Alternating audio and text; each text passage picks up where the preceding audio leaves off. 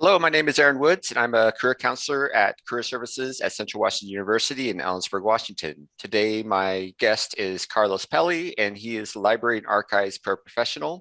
Welcome, Carlos. Before I begin asking you some questions about your career, could you give us a quick summary of what your major was in school, any specializations or minors, the year you graduated, and then anything that you've done since there to get more education? Awesome. Thank you. Uh, yeah, so I am a first generation student, uh, and I grew up in the Yakima Valley and graduated high school in 2006. For a few years, I pursued a few jobs before coming into Central in 2010. And then I came in actually as a transfer student, which a lot of students do, and graduated with my Bachelor's of Arts in History and an Ethnic Studies minor in 2013. And I enrolled in the graduate program because I fell in love with history and graduated with my master's in history in 2015. Um, I have since then been able to attend quite a few conferences and present papers. So I kind of got to double dip and pursue that extra education here at Central. Nice. And what what have you learned by doing this kind of work of that, like with history and just your passion for kind of working in a library? Well, I can just take it back just a little bit. One of my earliest memories as a child was as after a karate class, my mom took me to the local library, and I thought it was just this amazing place. The librarian introduced me to the children's literature, the fiction and the nonfiction section, and she told me that I can take any of these books home. And I just thought that was amazing. And it's kind of amazing how that planted a seed because later down the line, it ended up becoming a career for me. During my undergrad and graduate career here at Central, I spent a lot of time in the library studying, using microfilm, using the different resources that we have available here. It was really awesome being able to see how the libraries played kind of a role all throughout my student life and eventually my professional life. Nice. What's a typical day like for you? Working in the archives is kind of an interesting mixed bag of things because I handle a variety of different responsibilities. Working in the archives involves not only reference with people who need questions answered regarding history of maybe a certain topic, or maybe they're asking about Central's history, but I also am doing a lot of preservation and describing materials within the archives. So day to day, my projects are pretty varied, but there's some things that stay pretty consistent. I'm constantly monitoring the temperatures, something that some people don't really think about day to day, and the humidity levels. If things are getting much too high or too low in some instances, I have machines to help me dehumidify and add humidity into the environment. Um, so then I mentioned reference. Typically, I'm handling interfacing with people coming into the archives, but I also manage the social media. People will ask us questions via our Facebook or Instagram. They'll ask us questions about where I found pictures, so on and so forth, or inboxes for the department. So there's a variety of things when I'm constantly interfacing with the public via online or in person, but there's always some things that stay constant, and that's monitoring the department and taking care of collections that are coming in and that need to be preserved and described for people down the line. Great. What are some rewarding aspects of this career for you? I First of all, I love history. I love I found that this job can be really rewarding because I get to constantly research things to answer questions for other people. But whenever I'm able to present at conferences on research that I've conducted or projects that we've worked on in the department, it's been really interesting, and it's great to see that feedback. On a more personal note, some of the things that I really enjoy is helping people find work from their relatives who've attended here at Central. Um, just one quick story. I've had it was around graduation time that just passed. We had a student whose I guess their grandmother went here, and they've kind of continued that tradition of going to Central. So we found an image for them of their grandmother who graduated back in the 20s. And then we ended up actually finding other people in their family that went to school here. And we were able to share those images with them. And it was really great seeing these multiple generations come into the library and see all these folks continuing the Wildcat tradition, graduating from here. And they started crying, but it was tears of joy. It was really awesome seeing that stuff. And I like seeing that my work not only it helps people with their research, but also can touch them in a personal way, get in touch with their past. Genealogy things happen sometimes here at Central regarding archives. And so, yeah, Fun. it's great doing that. Yeah, it sounds really meaningful. What are some challenging aspects about this job? Some of the challenging aspects can be trying to sometimes describe in the quickest, easiest way to folks of what exactly I do in the archives and what meaning the archives has for an institution.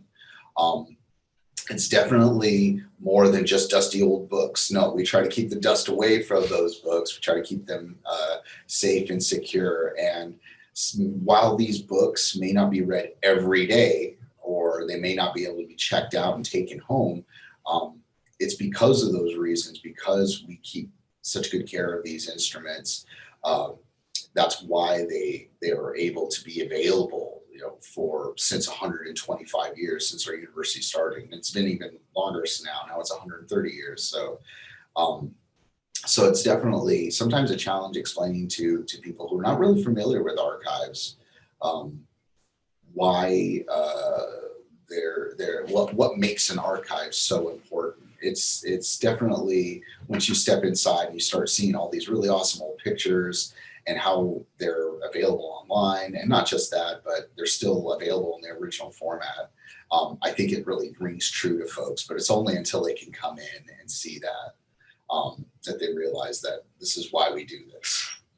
You just mentioned some of those photos online. I would figure there's quite a bit of effort to digitize a lot of old texts and documents.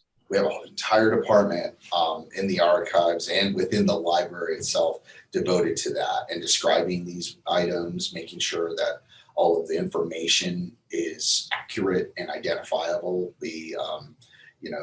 Dealing with photographs from people in the 1800s and the early 1900s, you're bound to get somebody's name wrong sometimes. And so we definitely try to use as many resources that we have at our disposal to kind of stay on top of that. And this lends itself to research for individuals who want to know more about the past in Kittitas and Central. So we try to make that accurate. Is there ever a need to kind of use like Adobe Photoshop to touch up or to improve the quality of old documents that are really on their last legs?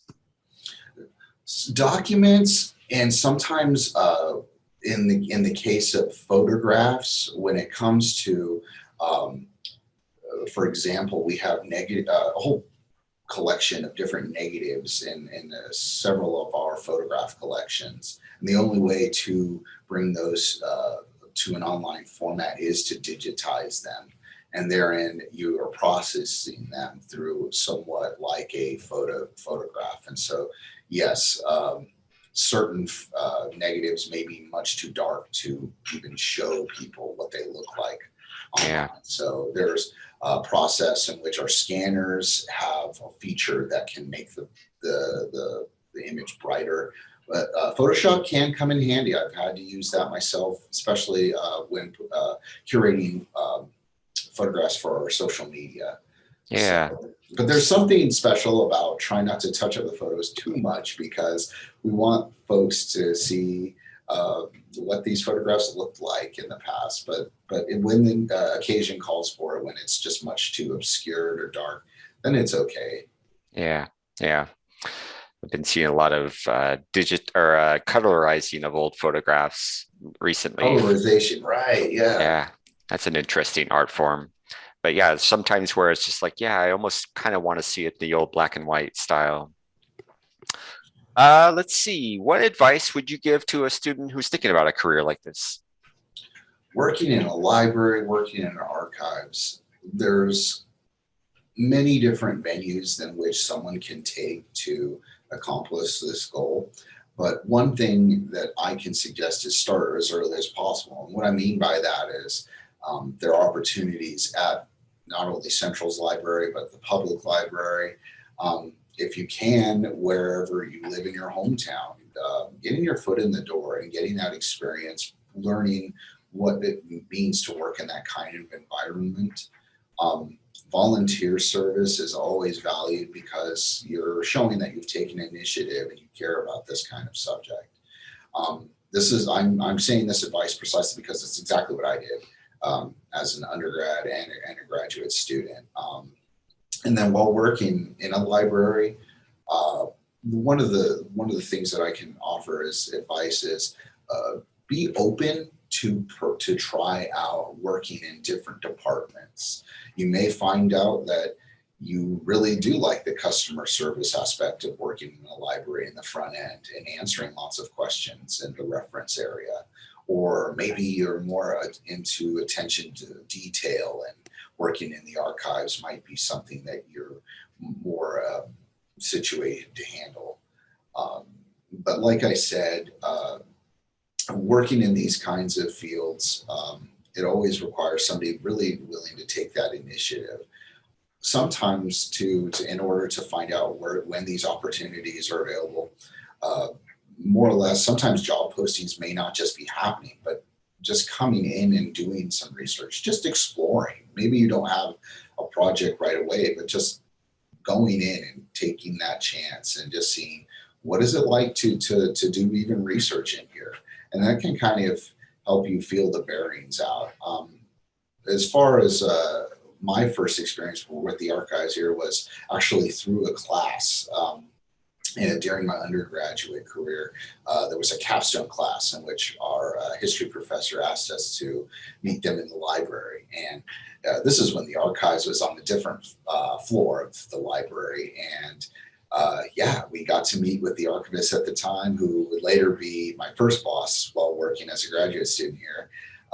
And yeah, I thought he was one of the just this really neat guy. He had a answer for every question we could throw at him, or if he didn't, he knew where to find it and how to get us in touch with those answers. And I thought it was a really awesome environment, like seeing all of these awesome old books he was surrounded by, but also all the ephemera, all the trophies, all the really cool old banners and photographs that he had in there. It just, as I said, I was a history undergrad, so I just thought it was like the coolest place on campus. So little did I know, though, that I would be able to pursue this as like a career. I mean, I was very much interested when I first came to Central in anthropology, but I started finding out that I was falling in love with not only just the history of people, but really how those stories were told and interpreted through time. And so I took a step back from more or less the scientific aspect of human culture and looking at specifically taking that kind of for granted and looking more at how we interpret what has happened. And then from there, now I've become more specialized in looking at how we organize information as a whole. And so that kind of evolution, it just took time, being in touch with those materials and working in that environment and making my skills applicable in this environment. I use my degree all the time regarding the skills that I developed in during my career here. I have to constantly research questions for individuals, write up biographies, and then of course make them cogent, make them like meaningful and indigestible, because it's something too dry on social media, nobody's want to read it. So yeah, I had to learn some skills there. So yeah, that's the short version of that. Nice. You talked about volunteering would be a good way to get some exposure to that field. You have student workers too, right? We do. So we get to give students some real world working experience while working in the archives. There's a variety of things that we have them handle, more or less getting them used to working with archival materials. But another thing too is we teach them a lot about preservation. There's quite a bit of reading involved at first, learning the workflow and processes as to why we do what we do. But we also are interested in trying to get them some experience with working with these collections by teaching them how to process and preserve and describe them. And a lot of these students, when we teach them that, they end up actually being able to put their name on a finding aid that gets published. So yeah, they can put that on their resume that they've worked in the library in an archive and have processed a collection at the direction of the archivist. So Nice. it's really cool stuff. And so history sounds like a really good major for it. Any other majors that you see with people doing careers like this? Certainly, yeah. There's quite a few different individuals who come through the library archives as students, and I've seen students who have been in a variety of different fields. So we've had some students from the College of Arts and Humanities. We had an English graduate student. She was, did fantastic. She was really eloquent at writing presentations and being able to kind of put a really interesting twist when trying to explain how some people lived. So she had that command of English language. And then we've had other students working in the archives who came from the museum studies and anthropology. They have a similar, I would say, respect or kind of need to want to work with older materials. So archives and museums, they're similar, but some of the key differences is museums mainly are for display. You don't necessarily get to touch the stuff in the museum, whereas with an archive, you can actually research these older materials. So, but yeah, they got to get some experience in the archive, learning how to describe and preserve materials. Yeah, history I've described as well. And then we also had students from other different departments who just really wanted to have a chance to kind of get close to the collections. I remember there was a student who worked in the theater department. He was, but he was had a chance to work with some of our theater collections and some of the old scrapbooks from different clubs on campus. And so there's kind of a little bit of materials for just about any kind of major, just because of the amount of materials that we cover, since the archives here at Central is for the entire institution. So you're likely to find something from every department. So students, they kind of get an interesting look at those really old materials. Nice, nice. And one of the questions I typically ask is, how do you see yourself progressing in this career? And you just have something that's just about to happen. Do you mind talking about what's changing with your career? Yeah, so in October, if I was working here all the way through, I would be working here for about 7 years. I was really fortunate. Right after graduating in 2015, I was able to get this job, and one of the key reasons why I had a good chance of being employed here at Central was I had experience as a graduate student working in the archives, and then having my master's in history. They thought I was, well, at least maybe I thought I was a shoo-in, and I interviewed well. I had some good experience and good rapport with the folks that worked here, and I've worked here ever since. Recently, there was an opening at the Yakima Valley Libraries and as the archives librarian, and I took a shot at it, and they really liked my interviewing, and so I'm going to be working there actually just next week on the 29th. That's my first day. I'll be my next step in my career will be working and being the head of my own archives department. So yeah, I'll be the Yakima Valley archivist librarian.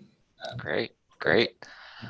And you have a master's degree, you get that job. What typically for roles working in a library, if you have a bachelor's degree, what kind of roles can you get? So there's let me see, how can I answer this as best I can. So with a bachelor's degree working in an archives, typically the kind of degree archivists or librarians in an academic library or even a public library, especially in Washington State, they're going to be looking for somebody with a master's in library science, the MLS. There were, at least up until very recently, opportunities for alternative paths. In order to, like, if you had some sort of similar master's degree, you could be able to work in those particular fields.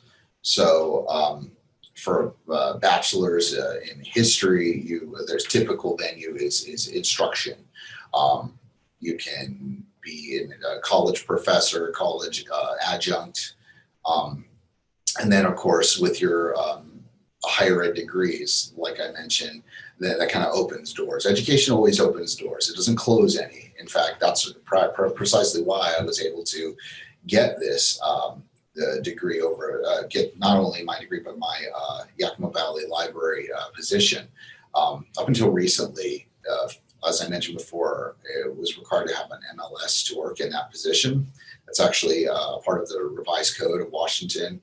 You have to have your Washington State Librarian Certificate. In order to have that, you have to have your MLS.